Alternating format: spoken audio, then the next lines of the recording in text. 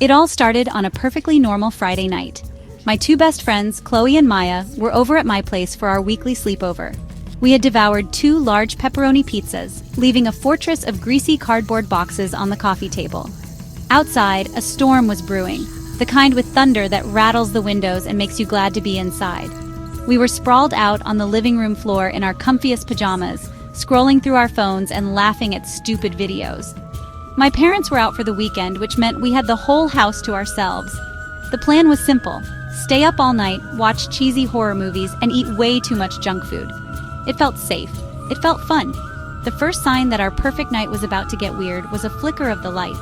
The lamp in the corner buzzed, went dim, and then came back on. We all looked up for a second, then shrugged and went back to our screens. But a few minutes later, a huge clap of thunder shook the entire house, so loud it felt like it was right on top of us. And then, everything went dark. The TV, the lights, the Wi-Fi router. Total, complete, and utter blackness. We all screamed, a mix of genuine surprise and nervous laughter.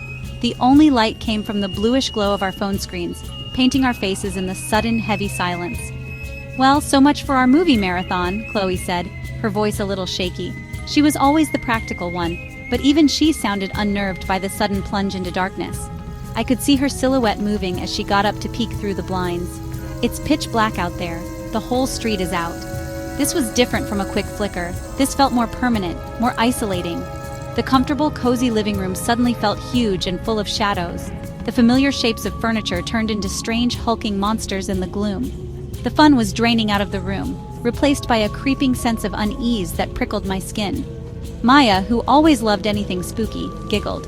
"Ooh, this is getting creepy. I love it."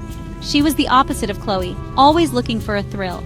She used her phone's flashlight to make a scary face, her chin lit from below. But her smile didn't quite reach her eyes. The storm outside seemed to get worse, the wind howling like some lonely animal. The house, which usually felt so warm and welcoming, now seemed to be holding its breath. Every creak of the floorboards, every rattle of the window panes from the wind, sounded 10 times louder. We were alone, trapped in the dark, and the night was just beginning. We huddled together on the couch, our phone batteries being the only thing we cared about. With the Wi-Fi dead, our options were limited. We couldn't stream movies or scroll through our usual feeds. That's when Maya's eyes lit up with a mischievous glint that I knew all too well. "I have an idea," she whispered, her voice filled with a spooky sort of excitement. "Remember Liam from our science class last year? The one who, you know, we all knew." Liam had passed away in a car accident just a few months ago. It was a tragedy that had shaken our whole school. Talking about it still felt strange and sad.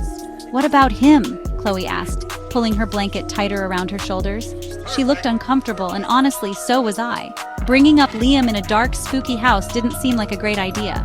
Maya leaned in closer, her face illuminated by her phone screen.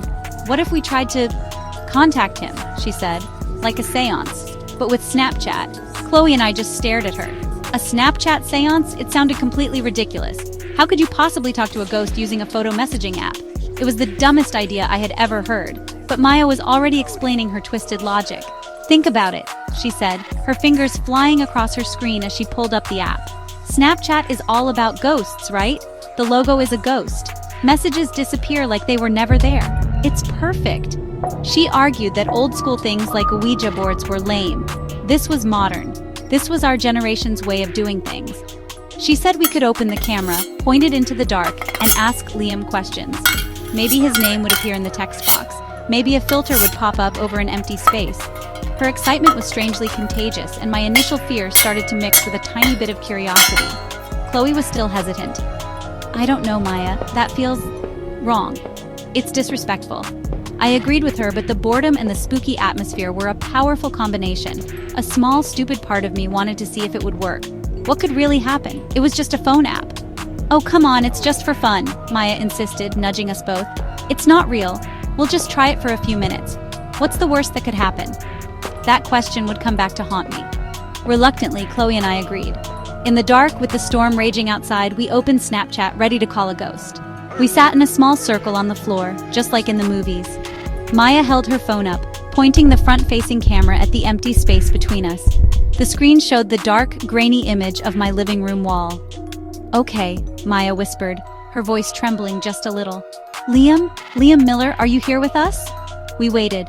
The only sound was the wind and the rain beating against the glass. For a full minute, nothing happened. I started to feel silly, a little embarrassed that I had agreed to this. Chloe let out a relieved sigh, probably thinking the whole thing was a bust. I was about to suggest we just tell ghost stories instead. Then, it happened.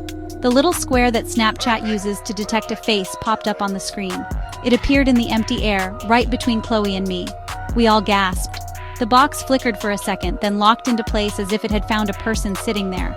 My heart started pounding against my ribs like a drum. "No way!" Chloe breathed, her eyes wide. Maya was speechless, her hand shaking as she held the phone. It had to be a glitch, a trick of the light, a bug in the app. It had to be.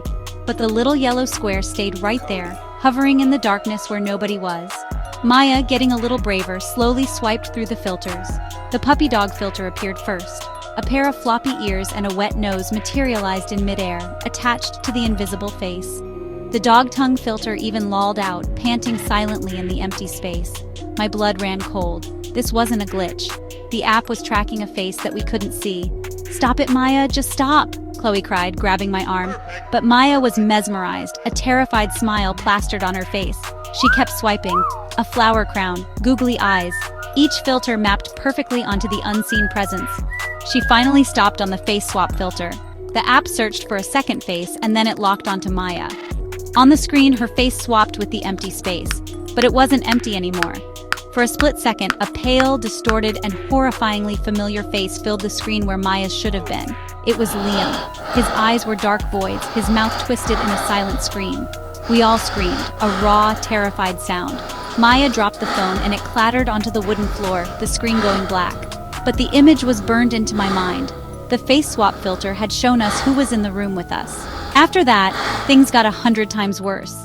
The cozy sleepover was officially over, replaced by pure, heart-stopping terror. Chloe was crying, begging for us to call my parents and make them come home. I was trying to find a rational explanation, telling myself it was a prank app or a weird phone malfunction, but I didn't believe a word I was saying. The scariest part was Maya. She hadn't said a word since she dropped the phone. She just sat there, curled into a ball, rocking back and forth.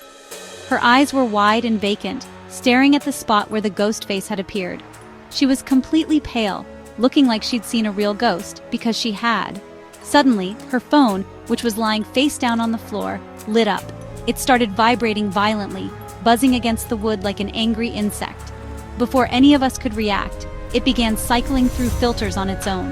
The camera flash strobed on and off, lighting up the room in broken, terrifying flashes. On the screen, we could see the puppy filter, the flower crown, the face swap, all appearing and disappearing in a rapid, glitchy sequence. It was like the phone was having a seizure. Then it started taking pictures. Snap, snap, snap, dozens of them, one after another, all of the empty room. We were too scared to even move. Then, the strangest thing of all happened. Maya slowly uncurled herself and stood up. She walked stiffly, like a puppet on strings, over to her buzzing phone. She picked it up, her movements jerky and unnatural. She turned the camera to face herself, but her expression was blank. It wasn't Maya anymore. Her mouth opened, and a voice came out, but it was a distorted, gurgling whisper like someone speaking through water. "He doesn't like it when you hang up," the voice rasped. Chloe and I scrambled backward, pressing ourselves against the far wall. It felt like my heart was going to explode. Maya's head snapped to the side at an unnatural angle. She held the phone up and took one last picture of herself. The flash was blinding. Then, she collapsed. She just crumpled to the floor in a heap. The phone fell from her hand and the screen went dark. The room was plunged back into silence and blackness. Chloe and I, sobbing and shaking, crawled over to her. We called her name, but she wouldn't wake up. We didn't know what else to do. We called 911. When the paramedics finally arrived, the power on the street flickered back on, flooding the room with a horribly normal light. They took Maya to the hospital that night. The days after the sleepover were a blur of confusion and fear. Maya was in the hospital, and the doctors couldn't figure out what was wrong with her. They said she'd had some kind of seizure or psychotic break, but they couldn't explain why. Chloe and I tried to tell our parents and the police what happened, but they didn't believe us. A Snapchat seance? A ghost in a filter? They looked at us like we were crazy. They said we were just scared kids with overactive imaginations, traumatized by the blackout and our friend getting sick. They told us to stay off our phones and get some rest. A week later, we got the worst news imaginable. Maya had passed away in the hospital. The doctors said it was an aneurysm, a sudden, unexplainable medical event, but Chloe and I knew the truth.